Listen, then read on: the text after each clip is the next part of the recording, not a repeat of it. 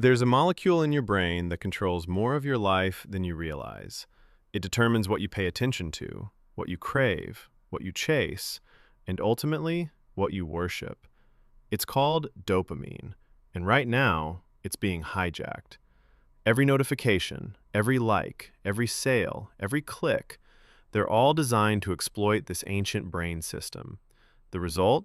We're chasing counterfeit rewards that leave us empty, addicted, and restless. But here's the good news. The same God who designed your dopamine system also gave you a way to fix it. Today, we're looking at the dopamine problem and how Scripture provides the ultimate repair manual for your reward system. What is dopamine?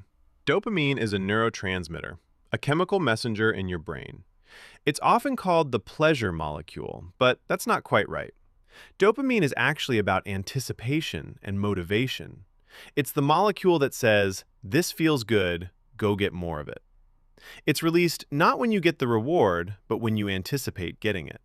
God designed dopamine to motivate you toward things that are actually good for you: connection with others, achievement, nourishment, rest.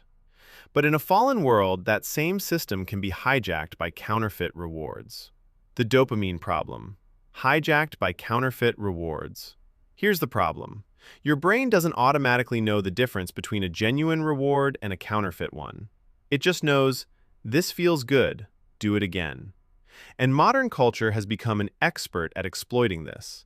Studies show that social media, pornography, processed foods, and even shopping all trigger massive dopamine releases, often more than the natural rewards they mimic. The average person checks their phone 96 times a day. Why? Because each notification gives a tiny dopamine hit. You're not addicted to your phone, you're addicted to the anticipation of reward. Augustine called this disordered love, loving the creation more than the creator. C.S. Lewis called it putting first things second. Neuroscience calls it a hijacked reward system. The problem is the same. We're chasing the gift instead of the giver. The science. How dopamine traps you. 1. The anticipation loop. Dopamine spikes most strongly during anticipation, not the reward itself. This is why checking your phone, hoping for a notification, feels so compelling. The uncertainty keeps your dopamine system engaged. 2. Tolerance and escalation. When you repeatedly flood your brain with dopamine from artificial sources, your brain adapts. It downregulates dopamine receptors. You need more stimulation to get the same feeling. This is tolerance. It's why yesterday's scroll doesn't satisfy today. 3. The craving trap. Over time, your brain associates cues, like your phone buzzing, with reward anticipation. This creates cravings that feel almost impossible to resist. You're not choosing, you're responding to a hijacked system. The biblical diagnosis: disordered desire. Jeremiah 2:13. My people have committed two evils. They have forsaken me, the fountain of living waters, and hewed out cisterns for themselves, broken cisterns that can hold no water. God describes himself as the fountain of living water, an infinite, overflowing source of satisfaction. But we trade that for broken cisterns, cracked containers that promise to hold water but leak. This is the dopamine problem in ancient language. We're drinking from cisterns that can't satisfy. Augustine famously prayed, "You have made us for yourself, O Lord, and our hearts are restless until they rest in you." That restlessness? It's not a bug, it's a feature. Your longing for more is a God-shaped vacuum. The problem isn't desire, it's misdirected desire. The Scripture solution: rewiring your reward system. 1. The practice of presence, resetting the baseline. Psalm 16:11 says, "In your presence there is fullness of joy. At your right hand are pleasures forevermore." Notice, not some joy, fullness, not temporary pleasures, forevermore. When you practice stillness, silence, and contemplative prayer, you're actually resetting your dopamine baseline. Studies show that contemplative practices calm the amygdala and strengthen the prefrontal cortex, your brain's CEO, allowing you to regulate cravings rather than being ruled by them. Try 5 minutes of silent prayer each morning. No agenda, no requests, just being present with God. This trains your brain that you don't need constant stimulation to be okay. 2. The practice of fasting, breaking the anticipation loop.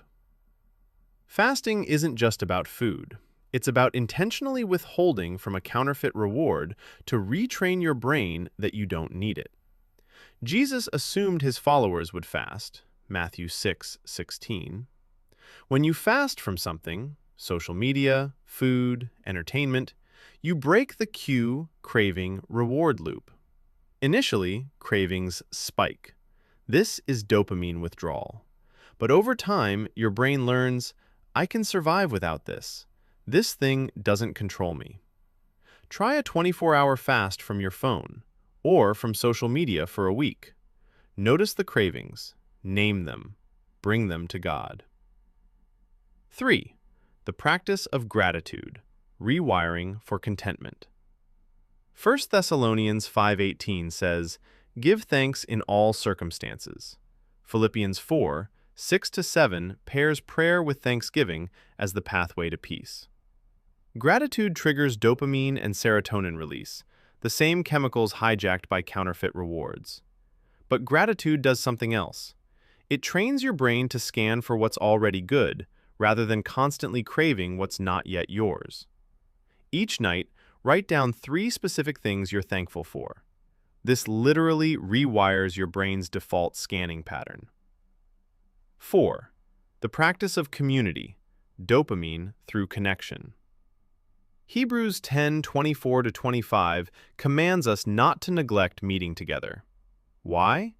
Because God designed us for connection, and connection, real, embodied, vulnerable connection, releases dopamine in healthy, sustainable ways. Studies show that positive social interaction triggers dopamine release through the same pathways as other rewards. But unlike screen-based connection, real community builds resilience, lowers cortisol, and creates lasting satisfaction. Prioritize real, in-person connection. Put down the phone and look someone in the eyes. This is how God designed your brain to find reward. The ultimate reward, God Himself. Psalm 73:25-26. Whom have I in heaven but you? And earth has nothing I desire besides you. My flesh and my heart may fail, but God is the strength of my heart and my portion forever. This is the ultimate reordering. When God becomes your portion, your ultimate reward, everything else finds its proper place. You can enjoy food without being enslaved by it. You can use social media without being consumed by it. You can pursue goals without being crushed by them. Jesus said, I am the bread of life. Whoever comes to me will never go hungry. He wasn't speaking metaphorically. He was describing a satisfaction so deep that it recalibrates every other desire. I've created a free guide, The Rewired Mind, 7 Days of Scripture and Science to Reset Your Reward System. It includes daily practices, neuroscience explanations, and journaling prompts to help you apply what you've learned. Link in the description. Your dopamine system isn't broken, it's just been hijacked. And the same God who designed it also designed the repair. Start rewiring today. If you're ready to find your ultimate satisfaction in Him, hit subscribe.